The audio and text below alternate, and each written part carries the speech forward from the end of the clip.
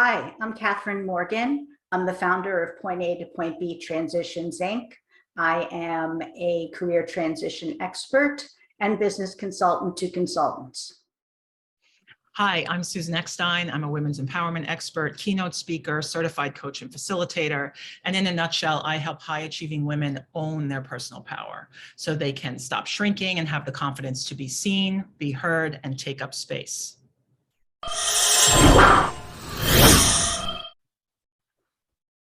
Hey, Susan. Hey, Catherine, how are you? Well, I am thrilled to be talking to you today about this really important topic. I know that both of us have spent a lot of time working with women and often men, but it shows up a little differently in men. So today I think we'll concentrate on women about the things that hold them back and keep them from naming and claiming what they really want. So let's first set the stage. I think it's kind of like the fish can't explain the water it's swimming in.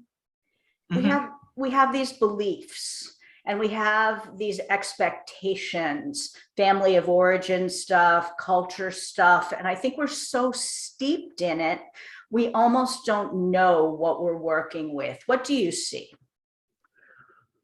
Well, I see a lot of women, and I'll say men, but I mostly work with women, that when they're thinking about how they would like to show up at work or show up in their personal lives, that depending on how they grew up, what they read, who their teachers were, how their parents, the roles that their parents played in their lives, that they come into situations with these preconceived ideas about what a woman's role should look like and how they should be acting in certain situations. So for example, if you grew up hearing that, people don't like a smart woman, a know-it-all, you're more likely to sit in the back or sit around a table and lean back and not actively participate because you don't want to be seen as someone who might be a smarty pants or someone who might be seen as difficult, or who does she think she is? So instead, a lot of women, despite being really creative and really smart and really have a lot of good ideas, are just sitting on the sidelines because they believe or heard growing up that they shouldn't be out in front and be seen and be bold. And that's hardwired in us. And it's automatically just how we interact in the world. And then we don't really see that there might be another way to show up in all of our different relationships and situations. Yes, and in your family of origin growing up, you may have been, active or the performer or the ideator and been verbally reprimanded or maybe slapped down for sharing your ideas, sharing your contribution, being enthusiastic and vibrant. And you may remember that or you may not, but in your body and the way you interface with the world, it may have been quite adaptive for you to be quiet. If you grew up in a turbulent family, maybe being invisible was really adapted and kept you out of the firing line. Not everybody had a perfect family growing up, so we need to talk about that. And I find with my career transition clients, when we're doing interview question coaching, they get super sticky about talking about what they do and feeling like they're bragging or calling attention to themselves, which, depending on what kind of culture you were raised in or what sort of religious tradition you grew up in, could have been frowned upon. And in many cultures it is. So I have to flip the script on them and say, well, if you don't give people the information they need to come to the conclusion that you're the right candidate, you've done them a disservice. Flip it. So they're not bragging, they're just providing the necessary information to make a yes/no decision. And that seems to calm them down a little bit. What do you see? one of the things that, and I love this example that you're giving, because I see it a lot, especially in some of the women's networking organizations that I'm a part of, where you'll have a whole bunch of women on a Zoom call. You see all of these little boxes, and it might be a breakfast meeting, you know, just a little meet and greet, and it'll be like, tell us what you do and tell us what your superpower is.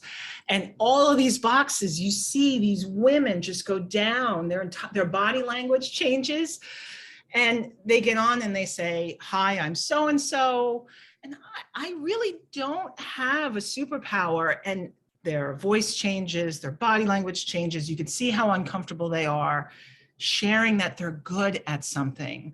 And it's an epidemic. Women are embarrassed to proclaim what they're good at. We're all good at something, and yet we hold ourselves back. Like what you said, if we grew up in a household that was very turbulent, where it was really frowned upon to say, hey, I aced this test, I did really good. And, you know, your mother or father was saying, stop bragging. Nobody needs to hear about, you know, how you did great on a test. That then you can see that's really translating into how we're showing up in certain situations. And, you know, just in a nice little casual meet and greet, women are shrinking and embarrassed to say that they're good at something. In front of other women. Yes. So it's set up hypothetically as a safe space where women hypothetically are supporting women, and they're still getting that response. So let's take that into the corporate meeting room. How does that translate? Oh, it's a huge problem. One of the things that I've heard from clients is that, you know, I'll give you an example. I was a guest coach for someone else's group coaching program, and a woman was sharing a story about how this was before COVID. She was sitting around a table, men and women. Her immediate boss was a woman, and the boss's boss was a man. And he turned to this woman and said, you know, this is what I'm thinking about in terms of timeline. This is what we need. And this woman pushed back. She said in a very polite way. And she said, well, I have some problems with your timeline. Let me tell you why. And she just publicly shared, this is why she didn't think, she wanted to basically say that the boss. Unrealistic, like exactly. any software development timeline, you add 6 weeks or 6 months. Right, and it wasn't going to work.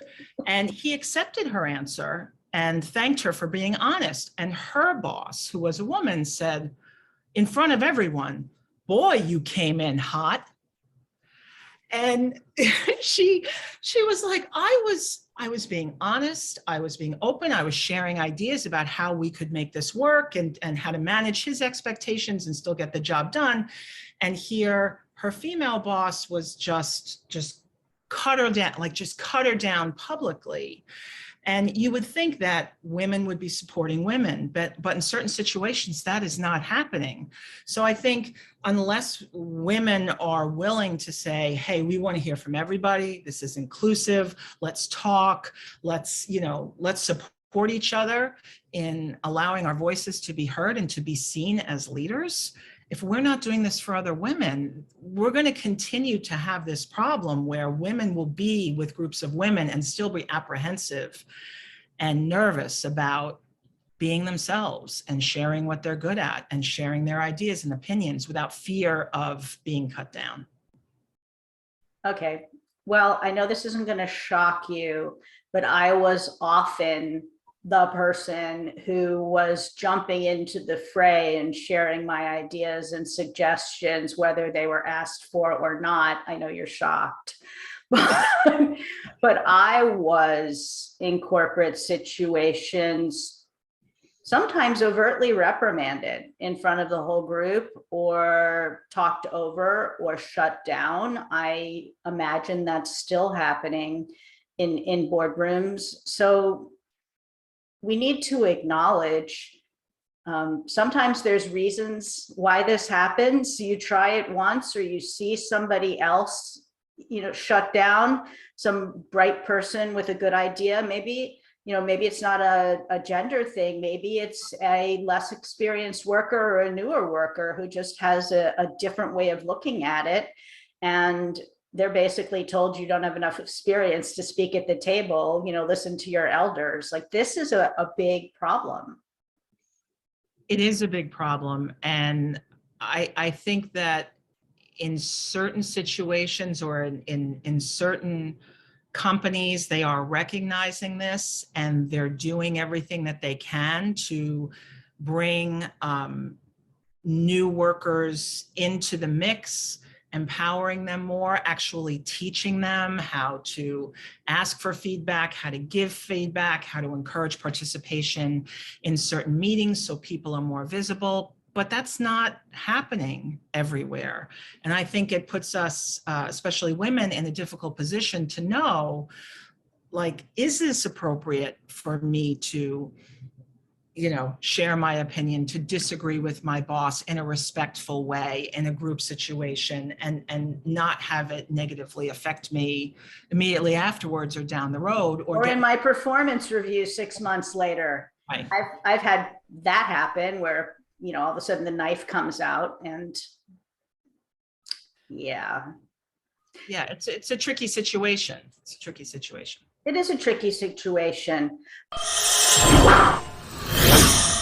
But let's talk about showing up as yourself and contributing. The authenticity word is, I think it's the equivalent of meatloaf. Like, if you asked for recipes from different people, you get 10 different recipes for meatloaf, or 10 different definitions of what authenticity is. How do you think about authenticity, specifically associated with how we show up at work? I think of authenticity as fully being able to be yourself and stand in your power without feeling like you have to censor yourself in any way, shape, or form. So I'll give an example. So many years ago, when I started my speaking career, I had been in the fitness industry for a long time, and I was invited to come and speak at a real estate agency about mindset. And being in the fitness industry, I had a lot of workout clothes, but I did not have anything to wear for this talk that I was doing. So I had in my mind, okay, what would it look like? How should I dress so I would be accepted? And I went out and bought this outfit that was not me at all, but in order for me to be accepted, I felt like I had to wear it. And the morning of the talk, I put this outfit on, and I felt really small. I felt very deflated. I was like, this is not me. But it was too late at that point. And I ended up doing the talk, and I did well. But the entire time I was standing up there, I wasn't being myself at all. And I think from an authenticity point of view, in hindsight, I would have gone in there in some black boots. I would have had a leather jacket on. I would have been much more relaxed, and I would have been myself. And the message would have been the same, but I think I would have delivered it in a different way. It would have been received in a different way because I was being myself. And I think in many work situations, we look at the culture, we look at the environment, we look at the dynamics between men and women, between managers and subordinates, and we put ourselves into this box of what we are allowed to do. And while I think it's important that roles are defined, I think it's more important that people are allowed to show up and be themselves, and not feel stifled or shoved into this box where they can't freely express and be themselves. And I think when we're forced to be in a box, we're not as creative, we're not as visible as we could be, we're not empowered, we're not helping others, because others look to us and they say, oh wow, she's, I like her, but you can see she's holding back in certain situations. And or you might not be able to say what it is, but something's off. Exactly. Exactly. And I can see that, like on the Zoom calls that I'm on with women, you can see that they're not being authentic, or they're afraid that they're going to be perceived in a negative way. So they don't fully show up as themselves. And that's a shame, because we all should be able to fully show up as ourselves in all of our roles, in all of our I'm going to add an asterisk here. So I think in the professional version of ourselves, like I think if I were speaking in a corporate thing, I wouldn't be wearing sort of the kicky cute dress that I'm wearing today. I would have on a black skirt and some funky shoes and maybe some necklace. Like I would bring Catherine and quirky artistic Catherine, but I'd professional her up a little bit. So I think, but you don't want to turn yourself inside out for sure. If I showed up wearing a navy blue suit, I would be the worst speaker you booked that day, because it would, as you said, flatline your energy or my energy. So, you know, I'd have some bright lipstick because that's me. I would have, you know, I would bring Catherine, but I would bring the less colorful language of Catherine because it's not appropriate to use certain words in formal company, so I wouldn't do it. But you know, if I am a pirate on the side, that's me. And I agree 100% with what you're saying. I think it's like if you were a lawyer and you were going into a courtroom, you're not going to wear some crazy. You're not going to have jeans with the knee, right. like Right. oh, Right. But there's still ways within that, in that environment for you to, you know, continue to be true to who you are. Absolutely. If you're Right? smart and sharp, or if you're the thoughtful, considered voice of reason, I mean, you get to bring the key components of who you really are to work. You know, it might not be exactly the version your friend or partners see, but you know, it'll still be, it shouldn't be out of integrity. That's one of the sense checks with personal branding and social media. I have, you know, 13 years of content out there, and people want to have this conversation with me to see that I am who I put out there. And inevitably someone says, oh, you're exactly like your social media stuff. Yeah, it's me. If you like it or you don't, it's fine. You know, I'm just not the coach for you, and I'll refer them to someone nice like you. Well, but if you are being authentic and have always been authentic, it's not going to matter what role you've played, what situation you've been in, who you've been around. They're going to see that there's a common energy that exists in all of those situations, even though you might be showing, even though every situation is different. If you're being authentic, even if you are the lawyer in the courtroom, you can still be yourself in all of those situations, if you know, within parameters that you have to follow or are culturally accepted. Okay, there we go. That's what I wanted to add in there, because I think that's a source of confusion for a lot of people, especially if they have, you know, some, I don't know, something that they feel is unusual or might not be accepted. All right. Let's talk about some of the signs that you see when people are shrinking. They may or may not notice that you're doing it, but I know that you have a radar. You're like, oh, shrinking, because you spend a lot of time, you know, in Zoom land, as we all have over the last 2 years, and monitoring chat. You have some good examples of how, especially women, show up and shrink in situations. Can you share? Sure. Shrinking really, very simply, is the act of giving your power away. It's that moment where in our heads, before we say anything or do anything, we're like, is this going to make me look difficult, too bossy, too strong, too much, too anything, really? You're talking about my 30s here. Every word that was used about me in my 30s. Well, what's so funny is that anytime I've spoken about shrinking to women, I just say I'm going to talk about shrinking, and every woman knows exactly what I'm talking about in that moment, because we've all done it.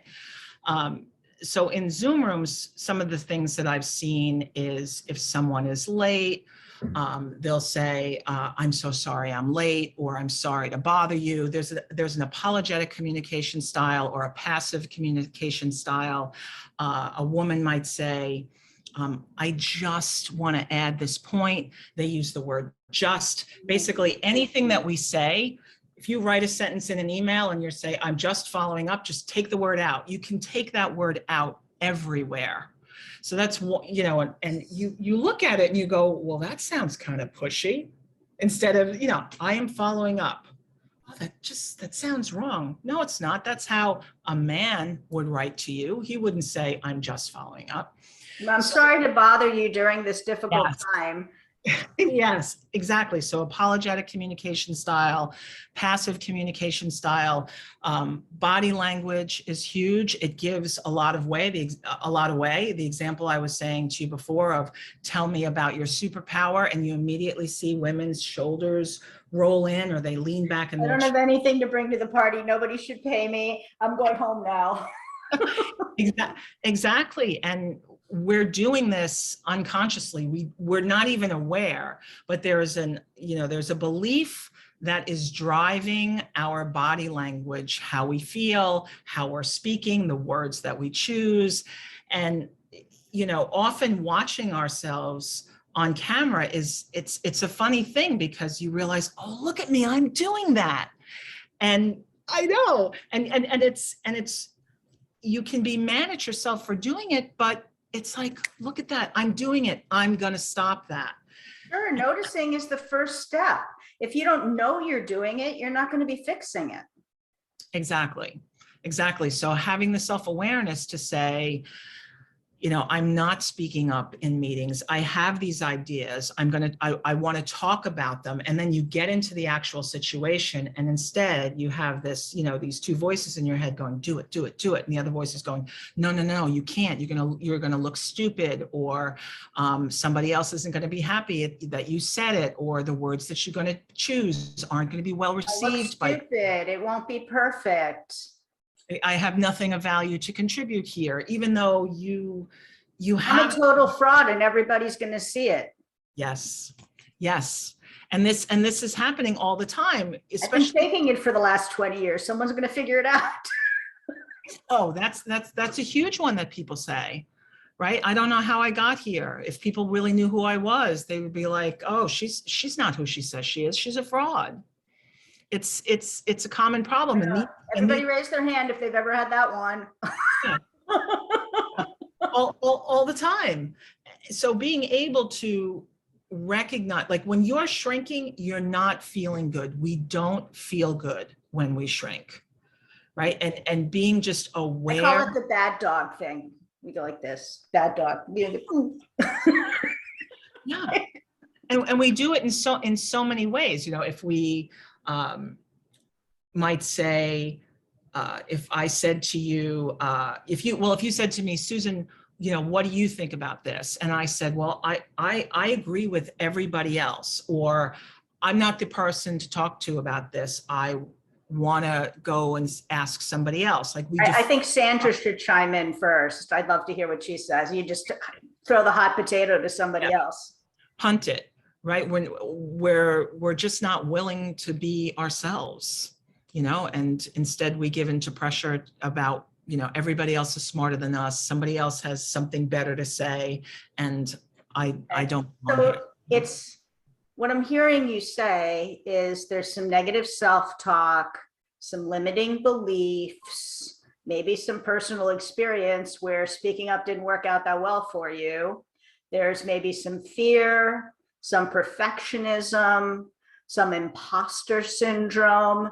That's a pretty powerful cocktail. As I name all those out. So what do we do? Like, how do we get past this? Well, I think it's what you said earlier. First off, it's self-awareness and having the willingness to say, okay, I'm going to unpack all of these and not get super judgy, because all women at one point in time have dealt with this. One of the one of the things I did a workshop for a women's networking organization on this very topic. And I had somebody reach out to me afterwards who said, I want to let you know what happened in our breakout room. And one of the women in the breakout room said, you know, all women do this. This is just something that we all do. And if I speak up, like I risk more. I have more to lose than if I just continue to just, you know, go up and down and just be the way it's, you know, just be the person I've always been. I have so much more left to lose. But at the same time, this woman was sharing how unhappy she is. And if you're willing to just take a look and say, okay, there's got to be a better way. There's got to be a different way of thinking about this. Instead of just accepting that this is how I've always had to show up. What if I looked at it differently? One of the things that I always say is like, our belief system is a set of lenses that we put on. So you and I are talking, I'm looking at your beautiful face, I see your background, your glasses, your dress. And if I was to put on my reading glasses, for instance, we're still having the same conversation, but you look a little different. So does your room. And so if we're willing to say, okay, I'm going to put on the lens that I'm empowered, that people value what I have to say, all of a sudden the room looks different. Our opportunities look different. And we can choose to do that at any time, but we have to give ourselves permission to actually say, I'm going to put on a new set of lenses. I'm going to choose to look at this differently. I'm going to choose to look at what I think and be willing to say, okay, is this really true? Am I willing to change this belief?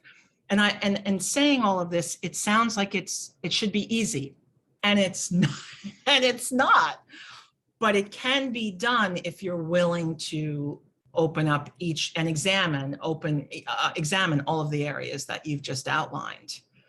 Right? It's giving ourselves permission to do that. And once we're willing to give ourselves permission, we can start to lean into different things that we didn't think were possible for us. Oh, that's fantastic. So you clearly outlined the beginning, the identification, the permission, the squishiness of the change, that it's going to be uncomfortable. I want to add the potential payoff. The potential payoff might be asking for that raise, asking for that promotion, signing up for that special project that's a little too much exposure to the executive team, for good or for bad, or that's, you know, a little bit of a stretch for you where you would learn and grow, but is a little uncomfortable. Like there is some discomfort, but there's potentially payoff of having a better job, being seen in a different way, developing thought leadership, or, you know, a million payoffs to this. And we're not in any way, I know Susan, is not sunshine and roses. This is not comfortable, folks. It is not a comfortable process, but it's very doable. I think that's what you're trying to tell people, is you can change this. It is very doable. And, you know, I've heard a lot of people say that, you know, it can be risky. Yes, but the reward is huge. And, you know, change is never comfortable. And when people look back on their accomplishments, often people look back to the hard things that they've done and they go, I am so proud that I was willing to put myself through that uncomfortable situation, because I came out of it and I was a different person. I was more grounded. I was more myself. I realized my strengths. I was happier in my own skin. I was showing up better for my partner. You know, I'm in the process of writing this book, Evolving, This Isn't Working, Evolving the Way We Work to Decrease Stress, Anxiety, and Depression.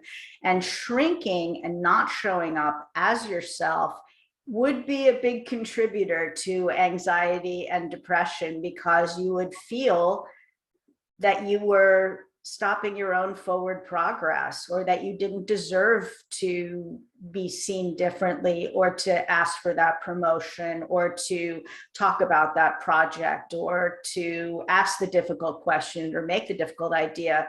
And when you're not doing that external stuff, you can start channeling this energy internally, and it turns into migraines and stomach problems, not sleeping well, Sunday night anxiety, where you're just like, 3 o'clock in the afternoon, you're like, I have to go to work tomorrow. And I know none of you have ever experienced any of that, but I know that you've had some experience coaching people around this. What would you add to the not doing it? Like a power, we need something to pull us forward. We also need something to push us forward. So that's kind of the push, because I don't want to feel like that. I don't like who I am. I don't like how I feel. I don't like that I'm snapping at my kids. I don't like that I'm not, connecting with my partner, because that's what happens when you're not feeling good about yourself and your work. We spend 10 hours a day at work, or a lot of us do, maybe more. Yeah, one of the things that I like to do with my clients is I do a visualization about them feeling what it's like to be their future self, who they would like to be. And I'm not going to get into all of the details about the visualization, but what ends up happening is the person gets to experience who it is that they really desire to be. If they could be anybody that they wanted to be, if they could have any role, if, it's like a no holds barred, you could be anybody that you want. And to have, when they have the opportunity to be in that energy, what that allows them to do is, and it's what I say, it's like, that's pure energy. That's already a part of you. It already exists. It's not a fake it till you make it. You've experienced it. And if that wasn't already readily available to you and in you, you wouldn't have had that experience. And when people realize that, okay, it's there, I just have to give myself the permission to tap into that and be like, what would my future self do in this situation? Well, she would raise her hand and say, I have something to say about that. That's what she would do. And so being able to identify who is it that we want to be and tap into that energy every day, because it already exists from us, we can choose to lead from that energy. And again, this is not a quick fix necessarily, but it shows us that this confidence that we seek, this badassery that a lot of women want to have, right, it's already there. Nice. It's already there. So giving ourselves permission to dream bigger and allow ourselves to lead from that energy, it's a game changer. And once you realize, it's like, oh, it is part of me already. I just have to allow myself to connect to it and lead with it. It makes things a lot more fun, and it can be less scary. It's not someone that we have to step into. It's someone that we have to allow to grow, to really flourish within us.